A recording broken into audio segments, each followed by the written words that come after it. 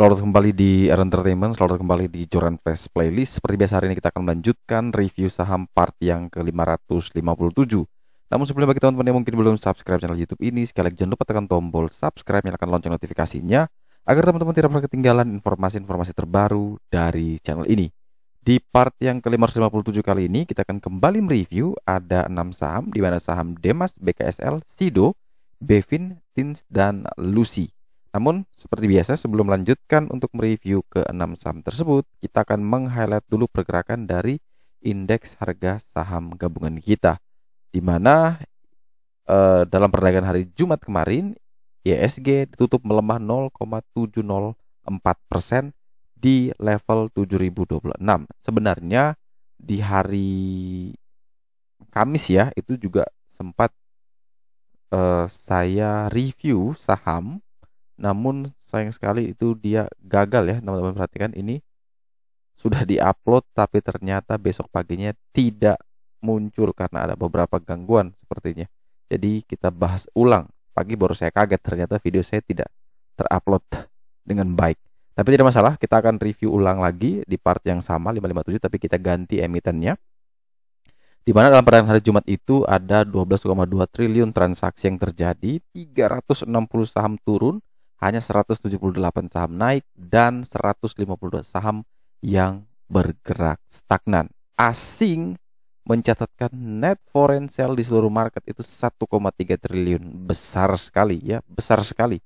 Di kondisi satu hari itu cukup besar sekali, 1,3 triliun rupiah. Tapi ada satu saham juga 1,3 triliun ya, itu total transaksinya itu bumi yang naik cukup besar, tapi tetap juga tidak mempengaruhi pergerakan dari indeks. Kita langsung membahas ya saham pertama dari top JCS Core, yaitu saham milik Demas. Ini adalah top of mind-nya ya, yang paling bagus dari JCS Core yang ada di Joran Fast Chart System atau JCS.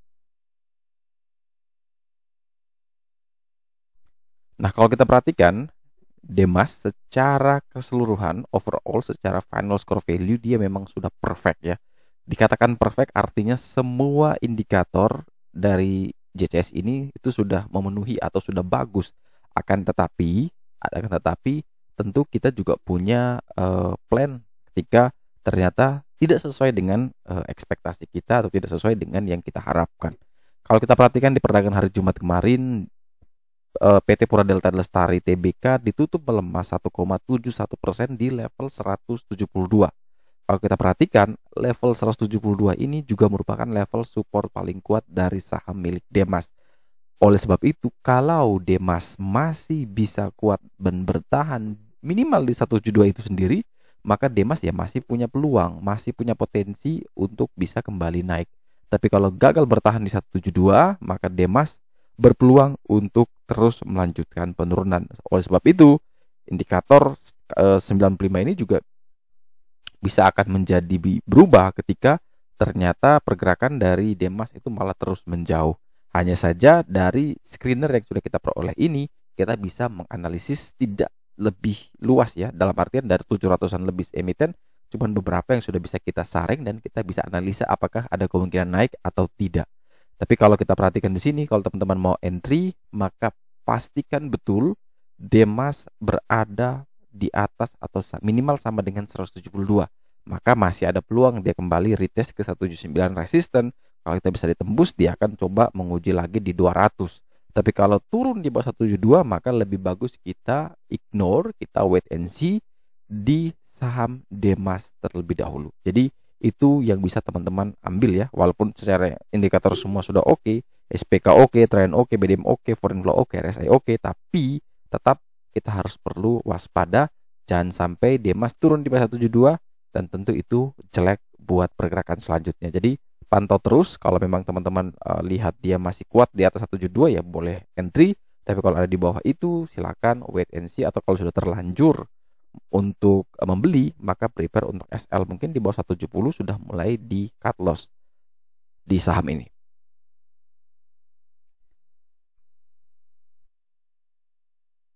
Selanjutnya kita bergerak ke saham Sentul City dengan kode emiten BKSL, di mana saham BKSL ini kemarin juga sempat ya masuk dalam review saya kemarin, namun kemarin itu SPK-nya di 51, sekarang adjust ke 52, closingnya juga di 52.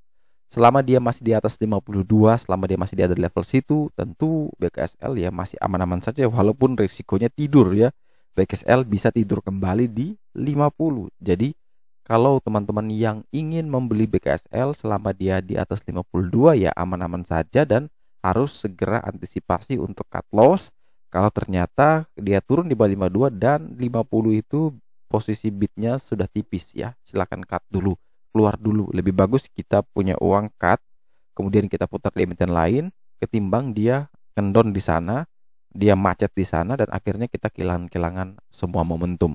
Ya, kalau misalkan beli 52, cut loss di 50 itu cuma 2 tick, jadi tidak terlalu besar. Jadi resikonya sudah terbatas, tapi ada resiko yang lebih besar, yaitu dia tidur 50. Jadi harus hati-hati betul. Tapi kalau betul bisa kuat dan bertahan di 52, maka ada peluang buat BKSL kembali menguji RPK-nya di 82. Secara indikator, final score value-nya adalah 80, statusnya good, semua indikator bagus kecuali foreign flow. Jadi ini teman-teman bisa perhatikan, kalau memang masih kuat di atas 52 ya bagus untuk entry, tapi kalau di bawah itu lebih bagus cari emiten yang mungkin jauh lebih menarik.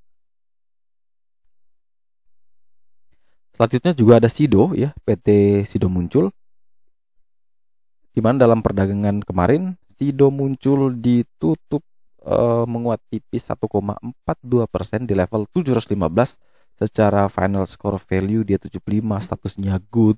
Kalau kita perhatikan Sido itu dari 900-an dibanting karena hasil kinerja yang tidak sesuai ekspektasi, dan sekarang dia cenderung sideways di rentang yang sudah semakin kecil di 700 sampai dengan 735. Di sana teman-teman perhatikan ada bullish divergence signal. Di sini teman-teman perhatikan ada bullish divergence, dan tentu ini bisa menarik buat saham Sido. Selama di atas 700, selama di atas level support paling kuatnya, maka Sido masih berpeluang untuk melanjutkan penguatan dengan target terdekat 735 sebagai resisten.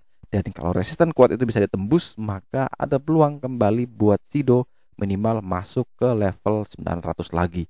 Dan tentu kalau teman-teman mungkin beli di level sekarang, maka batasi SL jika dia turun di bawah 700. Tapi sekali lagi, secara indikator sudah oke, masih di atas support, kemudian ada bullish divergence. Tentu teman-teman bisa menyimpulkan sendiri bagaimana eksekusi yang akan teman-teman lakukan. Kemudian kita bergeser ke saham Bevin ya. Jadi ada Bevin, Sido, BKSL itu yang kemarin yang gagal upload itu juga saya bahas ya, tapi ternyata harus saya bahas ulang. Tidak masalah. Saham milik BFI Finance dalam perdagangan hari Jumat kemarin ditutup melemah tipis 0,9% di level 1105, di mana kalau kita perhatikan SPK-nya di 1115, artinya dia berada di bawah level SPK. Kita kenal SPK itu kepanjangan dari support paling kuat. Hanya karena harga closing ada di bawah SPK, maka SPK ini berubah menjadi resisten paling kuat. Oleh sebab itu bagi teman-teman yang mungkin mau membeli Bevin, silakan kalau dia bisa breakout lagi di atas 1115, baru teman-teman boleh beli dengan target ke 1250. Selama dia masih belum breakout, maka kita lebih bagus untuk wait and see terlebih dahulu di saham Bevin. Secara final score value dia sudah 70 dan sudah boleh titip sandal di saham ini. Teman-teman mau titip sandal duluan boleh, atau mau tunggu breakout juga boleh. Tapi kalau saya pribadi lebih prefer untuk menunggu konfirmasi dia breakout di 1115, barulah coba entry, targetnya ke 1250 dan prepare SL di bawah 1100 atau bahkan di bawah 1000. Teman-teman bisa menyesuaikan dengan preferensi resikonya masing-masing. Selanjutnya kita ada saham TINS ya, PT Timah Persero Tbk. Di mana saham ini ditutup menguat 1,45% di level 1395. Kalau kita perhatikan TINS setelah dia bergerak ya, ini seperti parabolik, kemudian dia mencoba naik lagi. Dia punya resist sekarang ada di 1450, di resist SPK di sana. Kalau saya pribadi memang harus menunggu dia menguji 1450 menguji resist di sini. Ketika tidak mampu untuk tembus, ya kita lebih bagus jangan dulu entry. Ketika dia bisa breakout, maka kita entry. Tapi teman-teman bisa mengatur sesuai dengan preferensi masing-masing ya, style tradingnya masing-masing. Kalau saya pribadi jelas saya harus menunggu konfirmasi dia breakout, kemudian retest 1450. Kalau kuat ya kita entry di sana. Tapi di sini juga ada level bantuannya ya, SSR1, ada SSR2. Kebetulan saat ini dia sudah naik di atas SSR1-nya di 1360. Jadi selama di atas 1360 pun kalau teman-teman mau beli ya juga sah-sah saja, bisa diatur reason to buy-nya masing-masing. Jadi mau beli di 1360 boleh, atau mau nunggu breakout di 1450 boleh.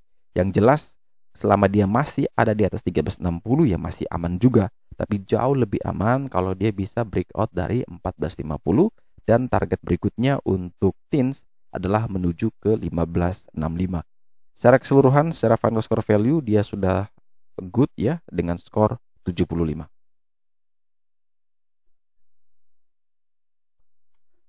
Dan saham terakhir yang akan kita review hari ini adalah saham milik PT 5253 DBK atau dengan kode emiten Lucy. Saham ini ditutup menguat 2,82% di level 182.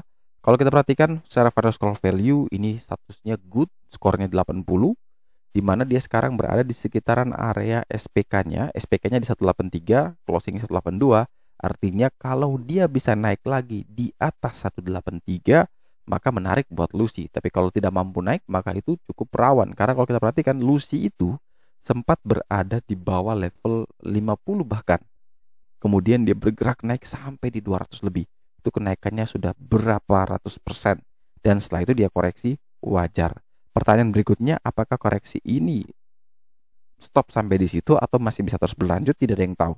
Yang jelas dari kondisi technical chart dari JCS saat ini, kita hanya bisa melihat bahwa saat ini dia ada di sekitaran area SPK yang mana saat ini menjadi resist. Kalau tidak bisa naik, tidak bisa melewati 183, maka rawan buat Lucy dan punya potensi terus turun. Tapi kalau bisa naik, bisa breakout lagi di atas 183, ya masih ada peluang dia akan kembali menguji 264.